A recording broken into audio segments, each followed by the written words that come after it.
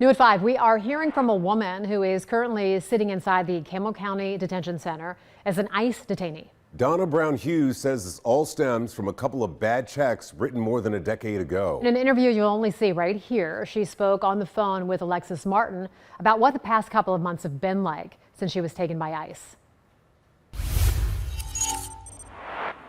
So Donna is sitting inside this jail behind me, but if you look her up online, her mugshot does not appear. If you call the jail and ask if she's here, they won't tell you. For all of those questions, we've been referred to ICE. So I was able to talk to her about how a woman from Ireland who lives in St. Louis ended up here in Campbell County, Kentucky for a misdemeanor 10 years ago.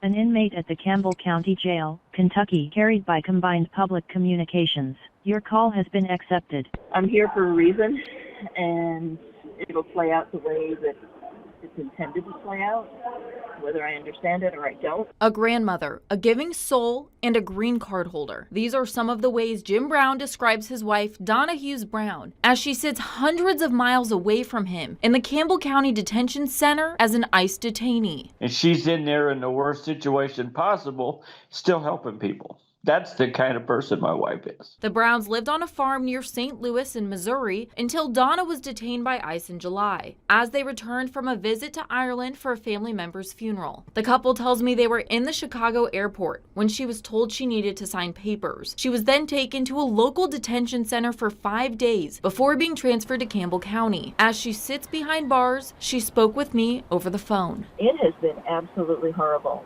Brown tells me she is legally in the country working full-time in healthcare as a green card holder, but is not a citizen. Charging documents show that 10 years ago, she wrote a bad check worth $25. She paid the money back and was put on probation. Now, a decade later, she's being held by ICE facing deportation. Her husband says this is all because the U.S. government claims it was a crime of moral turpitude. It's always been that if you are an alien, if you commit any crime, okay, you are subject to deportation.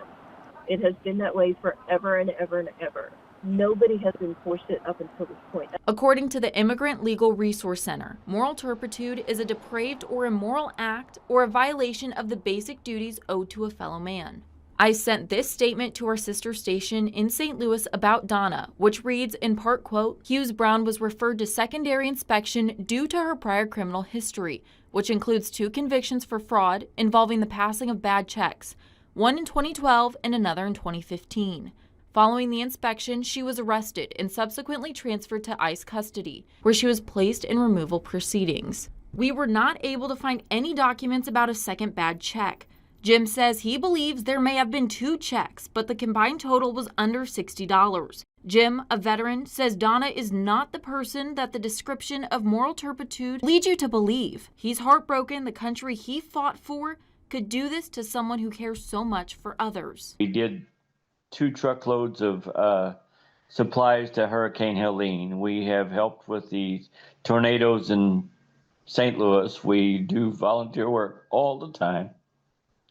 And then you're arresting people like that. I asked Donna, after decades in the U.S. and building a life here, why hasn't she attempted to become a full citizen?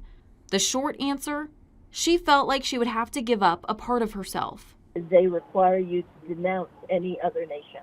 The actual oath says that you will not put any other nation above the United States. Donna says when the Trump administration announced they were going after illegal immigrants who were criminals, she wasn't concerned. Feel that there was a threat of any of this happening. As far as for me, I'm here legally. No big deal. Did I commit a crime? Many years ago. Yes, I did. Did I pay for that crime? Many years ago. Yes, I did. Now, as Donna sits separated from her family, she's waiting for her next hearing at the end of October. She says she's fighting to get out so she and her husband can help more people in similar situations. If we win this, we're going to fight for justice for people and help people that are in the situation.